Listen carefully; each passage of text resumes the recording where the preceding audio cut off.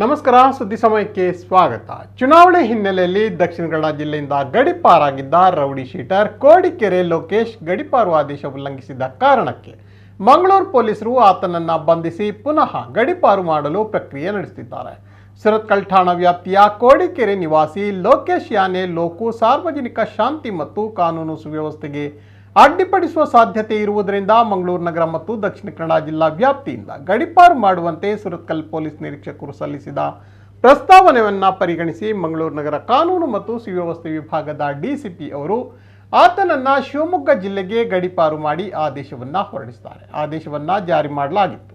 ಗಡಿಪಾರು ಮಾಡಲಾದ ವ್ಯಕ್ತಿಗಳ ಮೇಲೆ ನಿಗಾ ವಹಿಸುತ್ತಿದ್ದ ಪೊಲೀಸರಿಗೆ ಲೋಕೇಶ್ ಗಡಿಪಾರು ಮಾಡಲಾದ ಶಿವಮೊಗ್ಗ ಜಿಲ್ಲೆಯಲ್ಲಿ ಇಲ್ಲದೇ ಇರುವುದನ್ನು ಕಂಡುಬಂದಿದ್ದು, ಬಳಿಕ ಪೊಲೀಸ್ ಅಧಿಕಾರಿಗಳ ತಂಡ ರಚಿಸಿ ಆತನ ಚಲನವಲನಗಳನ್ನು ಪರಿಶೀಲಿಸಿದಾಗ ಈತ ವಾಪಸ್ ದಕ್ಷಿಣ ಕನ್ನಡ ಜಿಲ್ಲೆಗೆ ಪ್ರವೇಶಿಸಿ ಬೆಳ್ತಂಗಡಿಯಲ್ಲಿರುವುದು ಗೊತ್ತಾಗಿದೆ.